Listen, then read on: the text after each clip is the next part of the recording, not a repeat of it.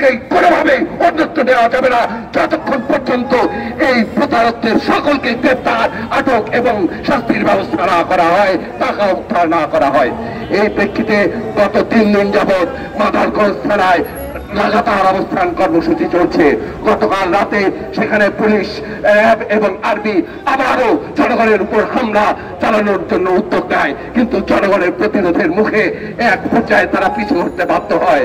আমরা দেখছি এই যে জনগণ আন্দোলন করছে, প্রতারকদের রক্ষা করছে প্রশাসন এবং এই জামাত, বিএনপি এবং আওয়ামী লীগের নানা রকম প্রভাবশালী নেতারা, এদের সাথে এই যে চক্র মিলে জনগণের যে হাজার হাজার কোটি টাকা এই যে তারা লুটে নিয়েছে এই প্রতারকদের রক্ষার জন্য মাত্র, অথচ জনগণ আন্দোলন করছেন। আন্দোলনে এসে বেশ কয়েকজন হার্ট অ্যাটাক করে ওই কর্মসূচির মধ্যে মৃত্যুবরণ করেছে।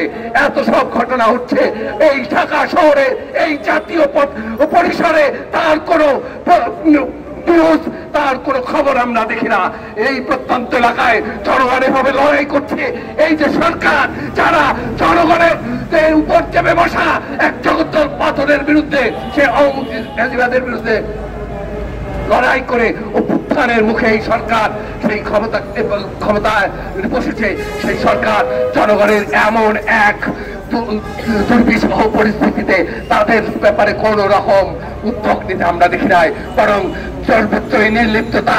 আপনারা দেখেছেন কদিন আগে একজন কৃষক, সে ঋণ কিস্তির দায়ে যখন দুর্বিষহ অবস্থায় পড়েন তখন ট্রেনের নিচে ঝাঁপ দিয়ে প্রাণ নিয়েছেন। আপনারা কি কেউ দেখেছেন এই যে উপদেষ্টাদের কেউ একটা কোনো শব্দ করেছে? এদের কোনো পরোয়া নাই। জনগণ এখানে দারুণ ভাবে শোষণ এবং নির্যাতনের মধ্যে, আর এই সরকার উপদেষ্টারা তাদের আখের গোছাতে ব্যস্ত। এই সংস্কারের নামে এরা কি করে আরো দীর্ঘমেয়াদে নিজেদের আসলে নষ্টদের শেয়ার নিশ্চিত করা যায় তার জন্য চেষ্টা করছে। আমরা ফ্যাসিবাদ বিরোধী বাম মোর্চা পরিষ্কার ভাবে এখান থেকে বলতে চাই, অবিলম্বে মাদারগঞ্জের এই প্রতারকদের গ্রেপ্তার করতে হবে।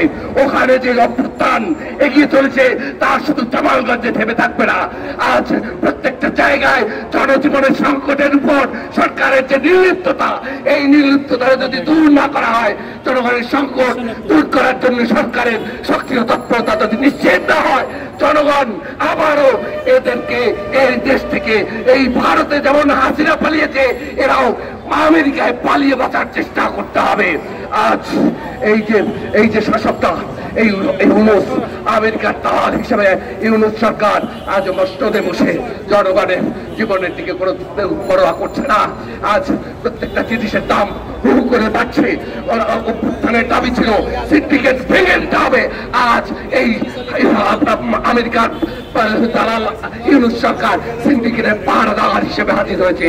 আজ এই পথ থেকে অবিলম্বে সরে আসার জন্য আমরা আহ্বান জানাচ্ছি ফ্যাসিবাদ বিরোধী বাম মোর্চার পক্ষ থেকে। ওই মাদারগঞ্জের যে প্রতারকদের গ্রেপ্তার করতে হবে, তাদের যে লুণ্ঠিত অর্থ সেগুলো উদ্ধার করতে হবে, এই দাবি আমরা ফ্যাসিবাদ বিরোধী বাম মোর্চার পক্ষ থেকে করছি। তাৎক্ষণিকভাবে এই সমাবেশে যারা অংশগ্রহণ করেছেন, এই সমাবেশের নিউজ দিতে যারা আপনারা উপস্থিত হয়েছেন, তাদের বিশেষভাবে ধন্যবাদ জানিয়ে শেষ করছি।